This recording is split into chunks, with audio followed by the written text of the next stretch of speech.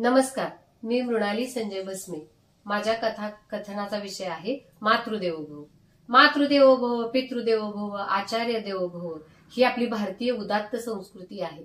पण आता सध्याच्या भौतिकवादी आणि भोगवादी जीवनाच्या पाठीमागे लागलेल्या माणसाला या विचारांचा विसर पडलेला दिसतोय आणि यावर आधारितच ही कथा आहे। मातृदेवोभव। राजापूर नावाच्या गावाच्या शेजारीच एक छोटीशी वाडी होती। या वाडीमध्ये एक ब्राह्मण कुटुंब राहत होतं आणि या ब्राह्मण कुटुंबाला एक छोटासा मुलगा होता, त्याचं नाव होतं राजा। 4-5 नारळी पोपळीची झाडे, 4-5 आंब्याची झाडं आणि भिक्षुकी मागणं आणि सत्यनारायणाची पूजा सांगणं हे एवढ्यावरच त्यांचा उदरनिर्वाह चालत होता। गरीब कुटुंब होतं पण संस्कारी कुटुंब होतं। ते राजावर चांगले संस्कार करत होते। राजाही प्राथमिक शिक्षण तिथं घेत होता।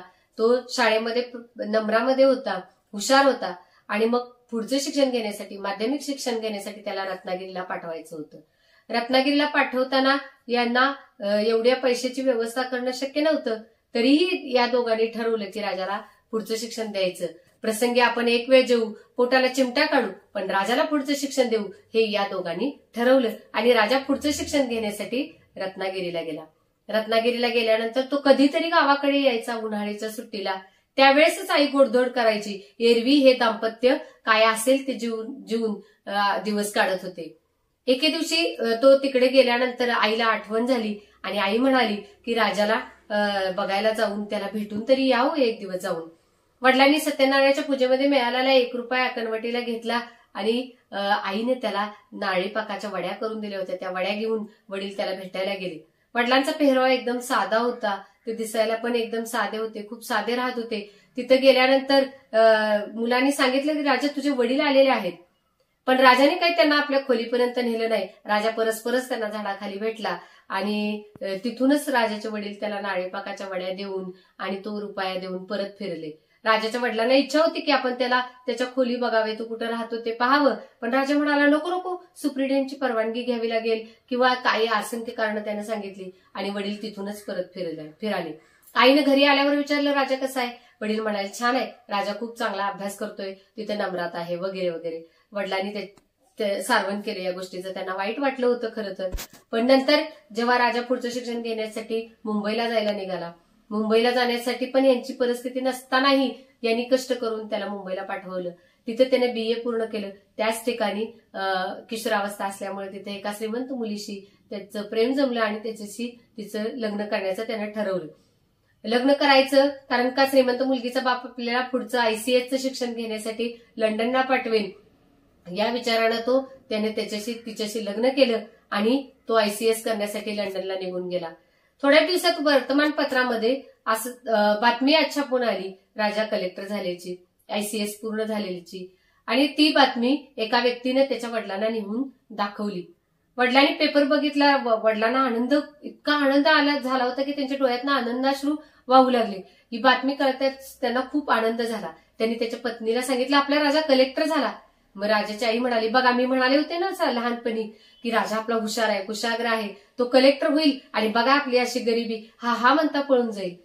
खरोखरच आपला राजा कलेक्टर झाला। दोघांनाही आनंद झाला, पण राजा मात्र त्यांना विसरला होता।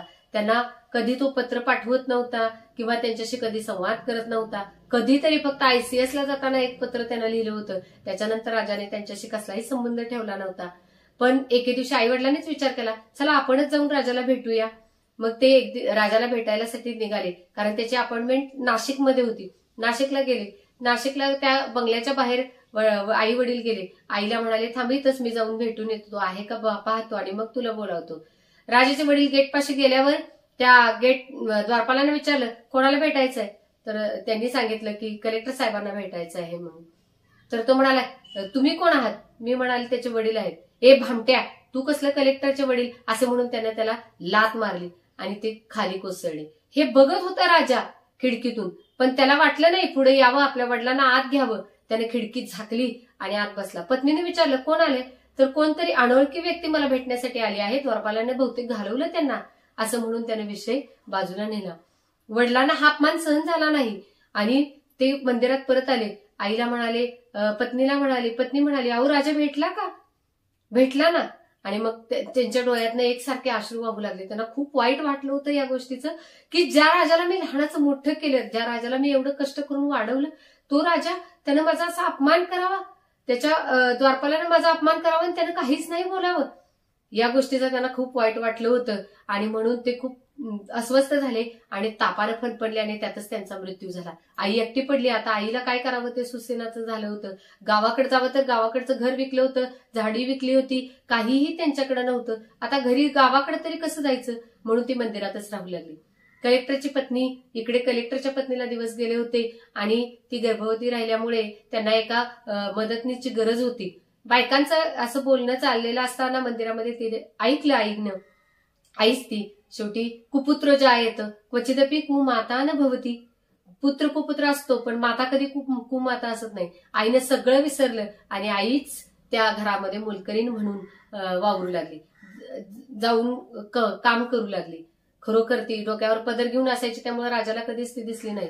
एक दिवशी ताटामध्ये नारळाच्या वड्या, नारळी पाक त्यांनी वाढलेला जेव्हा राजानं खाल्ला तेव्हा त्याला वाटलं की आईच्या हाताची चव आहे, परंतु कसं विचारणार मोलकरणीला तू आईच आहेस का म्हणून. राजालाही जरा जरा असं आता आठवायला लागलं होतं की आपण जे वागलो आहोत, आपल्यावर जे संस्कार होते ते आपण विसरून खूप चुकीचं वागलो आहोत. याचे त्याला पश्चाताप झाला. त्यानं वडिलांना पत्र लिहिलं पण पत्र परत आलं. 2-3दा पत्र लिहिली पण परत आली. मग त्याला कळालं की काहीतरी निश्चितच घटना घडलेली आहे. म्हणून तो अस्वस्थ झाला. त्याचं कामावर पण लक्ष लागेना. त्याला खूप त्रास व्हायला लागला. पण तो कुणाला सांगणार ना या गोष्टी. पत्नीला पण बोलू शकत नव्हता आणि कुणाला विचारणार. त्याला शंका यायला लागली ही मोलकरीणच आपली आई आहे, पण तिला विचारणार कसं. पण त्यानं ते तिला कधीच विचारलं नाही. एके दिवशी मात्र त्यानं तिला विचारायचं ठरवलं. जेव्हा पत्नी माहेरी गेली होती तेव्हा तो मुद्दामच ऑफिसमधून लवकर आला. त्याचं डोकं दुखत होतं आणि तो जाऊन एका खोलीमध्ये झोपला आणि त्याचं डोकं दुखतंय हे जेव्हा आईच्या लक्षात आलं तेव्हा आईचं हृदय उचंबळून आलं. कोणत्याही आईला आपल्या मुलाला जर त्रास होत असेल तर आई कधी स्वस्थ बसत नाही बघा. ती गेली आणि म्हणाली थोडं डोकं चेपून देऊ का. तर तो लगेच हो म्हणाला, कारण त्याला माहित होतं की त्याला शोधायचंच होतं आणि म्हणून तो आईचं डोकं हळूवार चेपू लागला. ती चेपू लागली. आई त्याचं डोकं चेपू लागली आणि तिच्या डोळ्यातनं घळाघळा अश्रू राजाच्या गालावर ओघळू लागले. तेव्हा पटकन त्याच्या लक्षात आलं आणि त्यानं हाक मारली, आई तू आईच आहेस, माझी आई आहेस असं म्हणून त्यानं पटकन आईचा पदर बाजूला केला आणि बघितलं तर ती त्याची आईच होती. त्यानं घट्ट आईला मिठी मारली आणि म्हणाला, मी चुकलो आई, मी असं वागायला नको होतं, मी संस्कार विसरलो आई, खरोखर मला माफ कर. आणि त्याने आईला नमस्कार केला, आईची माफी मागितली आणि म्हणाला, खरोखर आपली संस्कृती श्रेष्ठ आहे, मातृदेवो भव.